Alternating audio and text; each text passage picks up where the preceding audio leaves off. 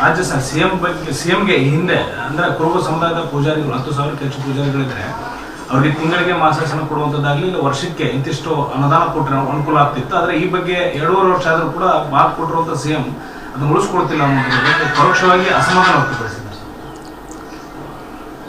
ಪರೋಕ್ಷವಾಗಿ ತಿಂತಿಣಿ ಸ್ವಾಮಿಗಳು ಅಸಮಾಧಾನ ವ್ಯಕ್ತಪಡಿಸಿಲ್ಲ, ನೇರವಾಗಿ ವ್ಯಕ್ತಪಡಿಸಿದ್ದಾರೆ. ಯಾರದಾರ ಮುಖಾಂತರ ಹೇಳಿ ಕಳಿಸಿದ್ರೆ ಅದು ಪರೋಕ್ಷ. ಈ ಪೂಜಾರಿಗಳು ಕರ್ನಾಟಕ ರಾಜ್ಯದಲ್ಲಿ 10,000ಕ್ಕೂ ಹೆಚ್ಚಿಗೆ ಇದ್ದಾರೆ. ಅವರಿಗೆ ಉದ್ಯೋಗ ಬಹಳ ಕಡಿಮೆ, ಅವ್ರ ಮಕ್ಕಳಿಗೆ ಶಿಕ್ಷಣ ಇಲ್ಲ, ಆ ಪೂಜಾರಿಗಳಿಗೂ ಸರಿಯಾದ ತರಬೇತಿ ಇಲ್ಲ. ಇದನ್ನು ಮಾಡಬೇಕು ಅನ್ನೋಂಥ ಉದ್ದೇಶ ತಿಂತಿಣಿಯ ಕಾಗಿನೆಲೆ ಗುರುಪೀಠದ ಪೂಜಾ ಜಗದ್ಗುರುಗಳು ಸಿದ್ದರಾಮಾನಂದಪುರಿ ಸ್ವಾಮಿಗಳು ಹೇಳ್ತಾನೇ ಬಂದಿದ್ದಾರೆ. ಇದನ್ನು ನಾನು ಒಂದು ತಿಂಗಳ ಕೆಳಗೆ ತಿಂತಿಣಿಗೆ ಹೋಗಿ ಅವರಿಗೆ ಈ ಒಂದು ಕ್ರಾಂತಿವೀರ ಬ್ರಿಗೇಡಿನ ಉದ್ಘಾಟನಾ ಸಮಾರಂಭಕ್ಕೆ ಬರಬೇಕು ಅಂತ ಕರೆದಾಗ ಇದನ್ನೇ ಅವರು ಪ್ರಸ್ತಾಪ ಮಾಡಿದ್ರು. ಈ ರೀತಿ ಆ ಒಂದು ಪೂಜಾರರ ಮಕ್ಕಳಿಗೆ ಶಿಕ್ಷಣ ಮತ್ತು ತರಬೇತಿ, ಪೂಜಾರಗಳಿಗೆ ತರಬೇತಿ ಇದಾಗಬೇಕು ಅನ್ನೋಂಥ ಪ್ರಸ್ತಾಪವನ್ನು ಕೂಡ ಅವರು ಮಾಡಿದ್ದಾರೆ. ಇದು ಅವ್ರು ಮಾಡ್ತೀನಿ ಅನ್ನೋಂಥ ಮಾತನ್ನು ಮುಖ್ಯಮಂತ್ರಿಗಳು ಹೇಳಿದ್ದಾರೆ, ಇಲ್ಲಿ ತನಕ ಮಾಡಿಲ್ಲ. ಇದು ನಂಬರ್ 1. ಇದೇ ರೀತಿ ನಿನ್ನೆಯಿಂದ ಮೊನ್ನೆ ಮಾನ್ಯ ಡಿ.ಕೆ. ಶಿವಕುಮಾರ್ ಅವರು ಶೃಂಗೇರಿ ಹೋಗಿದ್ದಾರೆ. ಶೃಂಗೇರಿ ಜಗದ್ಗುರುಗಳು 50 ವರ್ಷ ಸನ್ಯಾಸ ಸ್ವೀಕಾರ ಮಾಡಿ 50 ವರ್ಷ ಆಯಿತು.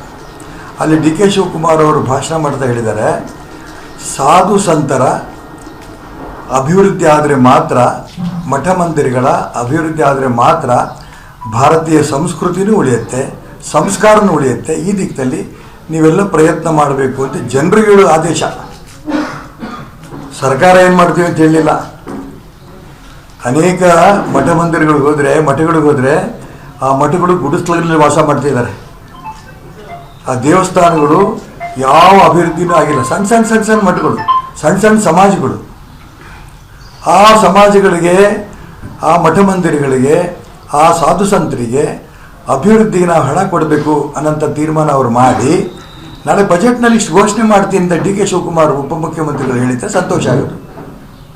ಅದು ಬಿಟ್ಟು ಭಾಷಣ ಮಾಡಿದ್ರೆ ಅಲ್ಲಿ ಹೋಗಿ ನೀವು ಸಂಸ್ಕಾರ ಬರುತ್ತೆ, ಸಂಸ್ಕೃತಿ ಉಳಿಯುತ್ತೆ, ಸಾಧು ಸಂತರಿಗೆ ಅಭಿವೃದ್ಧಿ ಪಡಿಸೋದಕ್ಕೆ ಗಮನ ಕೊಡಬೇಕು ನೀವು ಅಂತ ಜನಗಳಿಗೆ ಭಾಷಣ ಹೊಡೆದ್ರೆ ಲಾಭ ಏನು? ಅದಕ್ಕೆ ನಾನು ಮುಖ್ಯಮಂತ್ರಿಗಳು ಹೇಳಿ ಕೇಳ್ತೇನೆ, ನಿನ್ನೆ ಪೂಜ್ಯ ತಿಂತಿಣಿ ಸ್ವಾಮಿಗಳು ಏನು ಹೇಳಿದ್ದಾರೆ, ಹಿಂದೆ ಏನು ಹೇಳಿದರು, ಹಿಂದೆ ನೀವು ಆಶ್ವಾಸನೆ ಕೊಟ್ಟಿದ್ದರು, ಆ ಪೂಜಾರಿಗಳಿಗೆ ತಕ್ಷಣ ಮಾಸಾಶನ ಕೊಟ್ಟು ಅವ್ರಿಗೆ ತರಬೇತಿ, ಅವ್ರ ಮಕ್ಕಳಿಗೆ ಶಿಕ್ಷಣ ಕೊಡೋದಕ್ಕೆಲ್ಲ ಆ ಕಡೆ ಪ್ರಯತ್ನ ಮಾಡಲಿ. ಈ ಕಡೆ ಮಾನ್ಯ ಡಿ.ಕೆ. ಶಿವಕುಮಾರ್ ಅವರು ಉಪಮುಖ್ಯಮಂತ್ರಿಗಳು ಏನು ಶೃಂಗೇರಿಯಲ್ಲಿ ಹೇಳಿದ್ದಾರೆ, ಆ ಸಾಧು ಸಂತರ ಅಭಿವೃದ್ಧಿ ದಿಕ್ಕಿನಲ್ಲಿ ಅವ್ರಿಗೆ ಎಷ್ಟು ಹಣ ಬಿಡುಗಡೆ ಮಾಡ್ತೀವಿ, ದೇವಸ್ಥಾನಗಳ ಅಭಿವೃದ್ಧಿ ಏನು ಮಾಡ್ತೀವಿ, ಸಣ್ಣ ಮಠಗಳ ಅಭಿವೃದ್ಧಿ ಏನು ಮಾಡ್ತೀವಿ, ಇದನ್ನು ಕೂಡ ಅವ್ರು ನಾಳೆ ಬಜೆಟಲ್ಲಿ ಎಷ್ಟು ಘೋಷಣೆ ಮಾಡ್ತೀರಿ ಅನ್ನೋದನ್ನು ಕೂಡ ಅವ್ರು ಹೇಳಬೇಕು. ಇಲ್ಲ ಅಂತಂದರೆ ಮುಖ್ಯಮಂತ್ರಿಗಳು ಉಪಮುಖ್ಯಮಂತ್ರಿಗಳು ಕೇವಲ ಭರವಸೆ ಕೊಡೋಂಥ ಮುಖ್ಯಮಂತ್ರಿಗಳು ಉಪಮುಖ್ಯಮಂತ್ರಿಗಳು ಅಂತ ಭಾವನೆ ಯಾರಲ್ಲಿ ರಾಜ್ಯದಲ್ಲಿ ಬಂದಿದೆ ಮತ್ತು ಮುಂದುವರಿಯುತ್ತೇನೆ ಅಂತ ಮಾತನ್ನು ಈ ಸಂದರ್ಭ ನಾನು ಹೇಳಕ್ಕೆ ಇಷ್ಟಪಡ್ತೇನೆ. ಈಗ ಸಿಎಂ ಸಿದ್ದರಾಮಯ್ಯ ಅವರು ಈ ರಾಜ್ಯದಲ್ಲಿ ಸುಮಾರು 60 ಲಕ್ಷದಷ್ಟು ಜನ ಕುರುಬರಿದ್ದಾರೆ. ಅವನ್ನ ಮುಂದೆ ನಿಂತು ಕೊಡಿಸ್ಬೇಕಾದ ಸರ್ಕಾರನೂ ಕೂಡ ಅದೇ ಕೆಲಸ ಕೇಳಿದ್ರೆ ನಾವೇನು ಮಾಡಬೇಕು ಅನ್ನುವಂಥ ಪ್ರಶ್ನೆಯನ್ನು ನಿನ್ನೆ ವೇದಿಕೆ ಮೇಲೆ ಸ್ವಾಮೀಜಿಗಳು ಇಟ್ಟರು. ನೀವು ಹೇಳ್ತೀರಿ ಪೂರ್ಣ ಸರಿ ಇದೆ. ಸಮಾಜಗಳ, ದೇವಸ್ಥಾನಗಳ ಭೂಮಿಗಳನ್ನು ಒಂದು ರೀತಿ ಸರ್ಕಾರ ಒತ್ತುವರಿ ಮಾಡ್ಕೋತಾ ಇದೆ, ಮತ್ತೊಂದು ಕಡೆ ಪ್ರಾಪರ್ಟಿ ಮಾಡ್ಕೋತಾ ಇದ್ದಾರೆ. ಇದನ್ನು ಮುಖ್ಯಮಂತ್ರಿಗಳು ಏನು ಮಾಡ್ತಾ ಇದ್ದಾರೆ, ನಾವು ಅವ್ರಿಗೆ ನೋಟಿಸ್ ಕೊಟ್ಟಿದ್ವಿ, ಇಷ್ಟೆಲ್ಲ ಜನ ಜಾಗೃತಿ ಆದ ನಂತರ ಇದನ್ನು ವಾಪಸ್ ತಗೋಬೇಕು, ಪ್ರಾಪರ್ಟಿನ ವಾಪಸ್ ಕೊಡಬೇಕು ಆಯಾ ಮಠ ಮಂದಿರಗಳಿಗೆ, ದೇವಸ್ಥಾನಗಳಿಗೆ ಅಂದ ನಂತರ ನೋಟಿಸ್ ವಾಪಸ್ ತೊಗೊಂಡಿದ್ದೀವಿ ಅಂತಾರೆ. ನೀನು ನೋಟಿಸ್ ಕೊಟ್ಟಿದ್ದಕ್ಕೆ ಏನು ಬೆಲೆ ಇದೆ, ವಾಪಸ್ ತೊಗೊಂಡಿದ್ದಕ್ಕೆ ಏನು ಬೆಲೆ ಇದೆ? ಅವರ ಭೂಮಿನ ಪ್ರಾಪರ್ಟಿ ಆಗಿರೋದನ್ನು ಪಹಣಿನಲ್ಲಿ ವಾಪಸ್ ಅವರಿಗೆ ಪಹಣಿನಲ್ಲಿ ಆಯಾ ಸಂಸ್ಥೆಗೆ ಬಿಟ್ಕೊಟ್ರೆ ಆವಾಗ ನಿಜಕ್ಕೂ ಇವ್ರ ಪ್ರಾಮಾಣಿಕತೆ ಇದೆ ಅಂತ ಅರ್ಥ. ಗುಲ್ಬರ್ಗಕ್ಕೆ ಹೋಗಿದ್ವಿ ನಾವು, ಅನೇಕ ಸಾಧು ಸಂತರು ಕರ್ಕೊಂಡು ಹೋಗಿದ್ವಿ ನಾವು. ಆ ಗುಲ್ಬರ್ಗ ಜಿಲ್ಲಾಧಿಕಾರಿಗಳ ಹತ್ರ ಆಳಂದ ತಾಲೂಕಿನಲ್ಲಿ ಒಂದು ಸೋಮೇಶ್ವರ ದೇವಸ್ಥಾನ, ಬೀರಲಿಂಗೇಶ್ವರ ದೇವಸ್ಥಾನ, ಅದು ಪ್ರಾಪರ್ಟಿ ಆಗಿದೆ, ಅಂತ ಅಂದ್ಕೊಂಡು ಆ ದೇವಸ್ಥಾನದ ಆಡಳಿತ ಮಂಡಳಿಯವರು ಕೋರ್ಟ್ಗೆ ಹೋದರು. ಕೋರ್ಟಲ್ಲಿ ತೀರ್ಮಾನ ಆಯಿತು, ವಾಪಸ್ ಅವ್ರಿಗೆ ಕೊಡಬೇಕು ಅಂತ ಪಾಣಿಗೆ ತೆಗೆದಾಕಿ ಬೀರ್ಲಿಂಗೇಶ್ವರ ದೇವಸ್ಥಾನಕ್ಕೆ ಕೊಡಬೇಕು ಅಂತ ಕೊಟ್ಟಿರಲಿಲ್ಲ. ಈ ಸಾಧು ಸಂತರು ಜಿಲ್ಲಾಧಿಕಾರಿಗಳ ಹತ್ರ ಗಲಾಟೆ ಮಾಡಿದ್ರು, ಇನ್ನೊಂದು ವಾರದಲ್ಲಿ ಕೊಡಲಿಲ್ಲ ಅಂತಂದರೆ ನಾವೇನು ಮಾಡಬೇಕು, ನಾವು ಮಾಡ್ತೀವಿ ಅಂತ. ನಿಮಗೆ ಗೊತ್ತಿದೆ, ಗುಲ್ಬರ್ಗಾದಿಂದ ಆಳಂದಕ್ಕೆ 30 ಕಿಲೋಮೀಟ್ರು. ಆ ದೇವಸ್ಥಾನ ಹತ್ರ ಹೋಗಬೇಕು ಅಂತ ಸ್ವಾಮಿಗಳ ಜೊತೆ ನಾನು ಹೋದೆ. 15 ಕಿಲೋಮೀಟ್ರ್ ಹೋಗಿಲ್ಲ. ಆಗ ಜಿಲ್ಲಾಧಿಕಾರಿಗಳು ಫೋನ್ ಮಾಡಿ ಹೇಳ್ತಾರೆ, ನೀವು ಇನ್ನೇನು ಗಲಾಟೆ ಮಾಡೋದು ಅವಶ್ಯಕತೆ ಇಲ್ಲ ಸ್ವಾಮೀಜಿ, ನಾವು ಅಲ್ಲಿ ಪ್ರಾಪರ್ಟಿಯನ್ನು ತೆಗೆದಾಕಿ ಅಲ್ಲಿ ಬೀರ್ಲಿಂಗೇಶ್ವರ ದೇವಸ್ಥಾನ ಕೊಟ್ಟಿವಿ ಅಂತ. ಈ ರೀತಿ ಸಾಧು ಸಂತರು ಹೇಳ್ಬೇಕಾಗತ್ತೆ, ಈ ಸರ್ಕಾರದ ವಿರುದ್ಧ ಜಾಗೃತಿ ಆಗಬೇಕಾಗತ್ತೆ. ಆವಾಗ ರೈತರ ಭೂಮಿ ಇರ್ಬೋದು, ಸಾಧು ಸಂತರ ಭೂಮಿ ಇರ್ಬೋದು, ದೇವಸ್ಥಾನಗಳ ಭೂಮಿ ಇರ್ಬೋದು, ವಾಪಸ್ ಅವ್ರವ್ರಿಗೆ ಸಿಗುತ್ತೆ. ಇಲ್ಲಾಂದರೆ ಈ ಸರ್ಕಾರ ಈ ನಿಮಿಷ ತನಕ ಒಂದೇ ಒಂದು ವಕ್ ಪ್ರಾಪರ್ಟಿನ ಪಾಣಿ ಚೇಂಜ್ ಮಾಡಿಲ್ಲ. ಮೇಲ್ನೋಟಕ್ಕೆ ಹೇಳ್ತಾರೆ ಇದು ರಾಜಕೀಯ ಮಾಡ್ತಿದ್ದಾರೆ, ರಾಜಕೀಯ ಮಾಡ್ತಿದ್ದಾರೆ. ಅಲ್ರಿ ಎದುರಿನ ಕೆಚ್ಚಲು ಕೊಯ್ದಿರೋ ಬಗ್ಗೆ ಈ ಪತ್ರಿಕೆ ಓದ್ದೆ ನಾನು. 3 ಕೆಚ್ಚಲು ಕೊಯ್ದಿದ್ದಾರೆ ಅಂತ ಅಂದ್ಕೊಂಡು ಈ ರೀತಿ ಗಲಾಟೆ ಆಗ್ತಿದೆಯಲ್ಲ, ಹಿಂದೂ ಸಂಘಟನೆಗಳೆಲ್ಲ ವಿರೋಧ ಮಾಡ್ತಿದೆಯಲ್ಲ ಅಂತಂದರೆ ಅವ್ರಿಗೆ ರಾಜಕಾರಣ ಮಾಡೋದೇ ಕೆಲಸ ರೀ ಅವರಿಗೆ. ಗೋವಿನ ಕೆಚ್ಚಲನ್ನು ಕೊಯ್ದು ಗೋವಿನ ಕಾಲಿಗೆ ಹೊಡೆದು ಗಾಯ ಮಾಡಿದ್ದನ್ನು ವಿರೋಧ ಮಾಡಿದ್ರೆ ರಾಜಕಾರಣ ಮಾಡಿದಾಗ ಮಾಡಲಿ. ಎಷ್ಟು ದಿನ ಮಾಡ್ತಾರೆ ನೋಡೋಣ.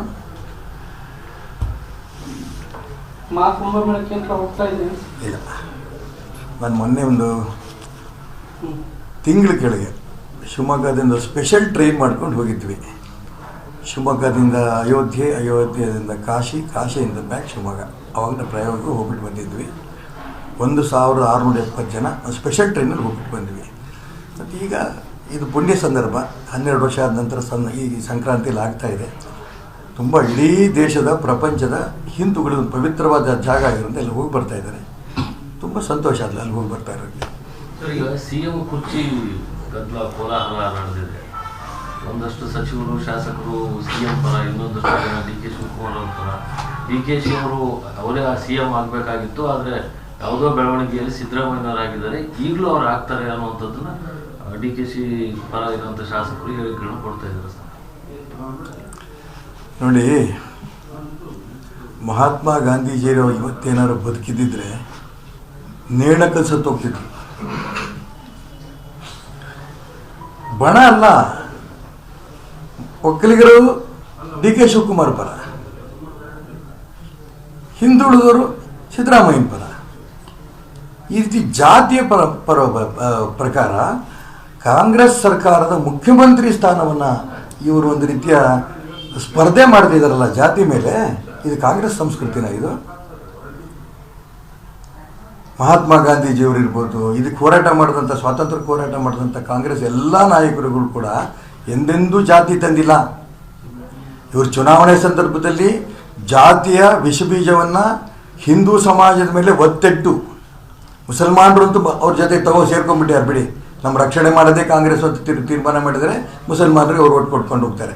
ಅದು ಹಿಂದೂ ಸಮಾಜವನ್ನು ಒಡೆದು ಚಿತ್ರ ಮಾಡಿ ಆ ಬಡವರಿಗೆ ದುಡ್ಡು ಕೊಟ್ಟು, ಬಡವರಿಗೆ ಹೆಂಡ ಕೊಡಿಸಿ, ಅವ್ರ ಬಡವರಿಗೆ ಗೊತ್ತಿಲ್ಲದಂಥ ಜಾತಿಯ ವಿಷಬೀಜವನ್ನು ಬಿತ್ತಿ ಓಟ್ ತೊಗೊಂಡಿದ್ದಲ್ದೇನೆ ಈ ಮುಖ್ಯಮಂತ್ರಿ ಸ್ಥಾನಕ್ಕೂ ಕೂಡ ಇವತ್ತು ಜಾತಿಯ ರೂಪದಲ್ಲಿ ಬೆಳೀತಾ ಇರೋದು ಕಾಂಗ್ರೆಸ್ ಸಂಸ್ಕೃತಿನ? ಇದು